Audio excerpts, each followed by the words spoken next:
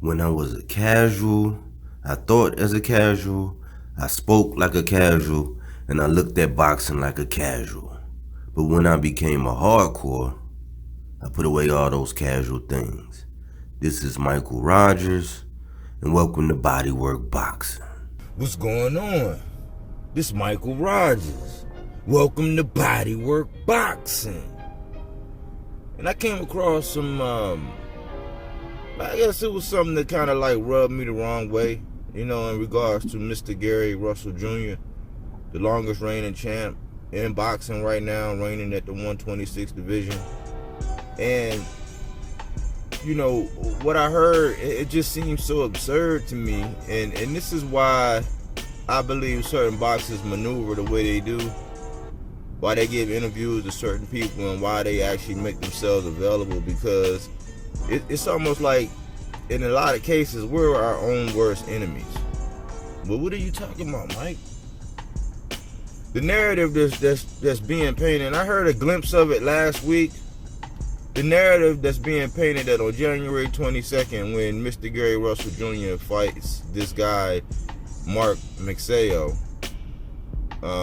that, is Mr. Gary Russell being set up.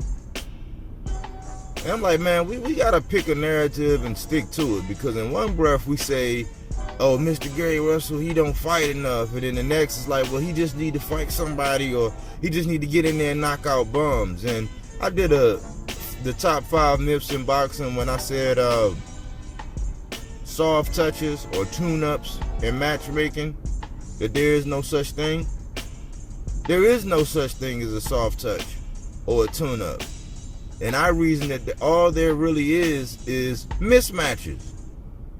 So basically, and I've heard this before when it comes to certain people, people are basically insinuating that I guess Gary Russell should have been put in there with, dare I say, a mismatch.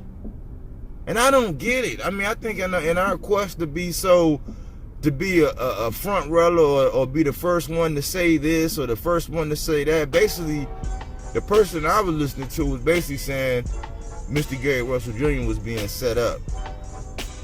And they was basically saying, when it comes to these Pacquiao fighters, these guys from the Philippines or whatever, like, we should be leery of them, because just because they're unknown, it don't mean that they can't fight, and they trying to hype this guy up. It's not a hype. It's like, well, if he fought his way up to fight Mr. Gary Russell, he must be decent. But what? So now we should just request that Mr. Gary Russell, fight a mismatch? And we got to make up our minds. It does not help our fighters. We always putting ourselves in a victim type stance. Mr. Gary Russell is 31-1 with 18 knockouts. This guy is 23-0 with 16 knockouts. Last week, the guy that had highlighted this guy, Mark Magsayo, was talking about how tall he is compared to Sean Porter, and how much he shrinks himself down and all this. I'm like, okay, this is what we've been wanting. We've been wanting Mr. Gary Russell in the prime fights. We've been wanting to see Mr. Gary Russell against a Tank. We've been wanting to see Mr. Gary Russell against a Dev. But now, because this guy is up under Manny Pacquiao, what happened when Manny Pacquiao fought Floyd Mayweather? What happened? What happened to Cruz when he fought Tank? What happened? Yes, they are good fighters, but this is what we want. Just because they're not good names, that don't mean that our fighters are being set up. Like, what are we talking about? Why are we always drawing narratives like somebody being set up? I know when Malik Hawkins was getting ready to fight Richardson Hitchens, he was sparring Mr. Gary Russell. Let that sink in. Malik Hawkins is like 5'11". Mr. Gary Russell trained with all his brothers. He got Gary Antoine, who campaigns at 140. And he got Gary Antonio. So and they come from a pedigree of, that's all they do is box and train. So what are we really talking about, man? We got to stop drawing these narratives because it's not a good look. Now we whining, oh man, is this going to be a bad matchup for Mr. Gary Russell? He built for it. Pump the fight. Promote the fight. Stop trying to be so salacious to try to get a first take and try to draw all these whatever. Like, what are you trying to do? Just build the fight. Be happy that we getting Mr. Gary Russell against somebody that, oh, it might not be 50-50 or deemed as a 50-50 fight, or some people may be thinking because of Mark Magsayo's recent success, I guess because he knocked out Julio Ceja.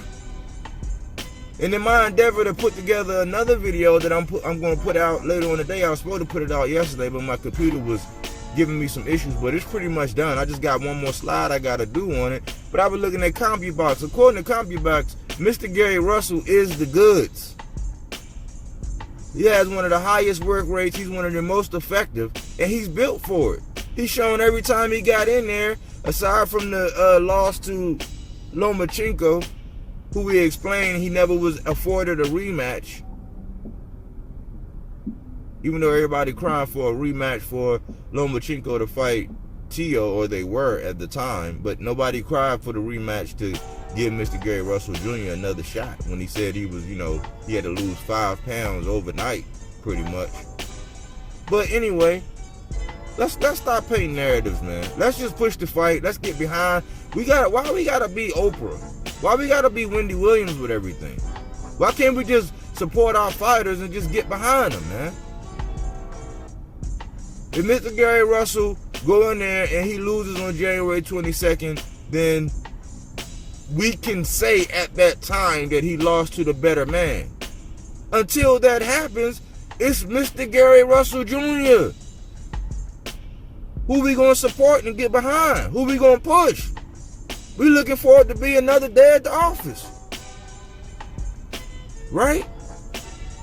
Oh, but no, we want to be, oh, is the fix in? And, oh, is he a wounded duck and ring rust? Yeah, all that play a factor and all this, like, yeah, activity, inactivity, it's all a factor. But let's stop being so salacious about everything, man. I'm not going to keep repeating myself.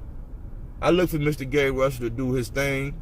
You know what I'm saying? And he's built for it. Body work. All right. I believe you. But my Tommy gun don't. Get down on your knees and tell me you love me. My word, I do what I do. He knows what I'm about to tell him right now. It's Mr. Keep running your mouth. That's what I do. I just feel like I'm the champ, and at the end of the day, I'm just a fighting motherfucker. It doesn't matter. Inside, outside, I can just fight. So I just feel like if it gets down to the wire, we gotta lock it up. I'm out on top. Hey, look, as you can see how I'm looking, I stay solid. I'm always solid. I stay fucked solid up, right? You know what I'm saying? To the fans that know. Do that job outside the ring. I'm a fighter, like I said before. Ain't no safety on the clock, so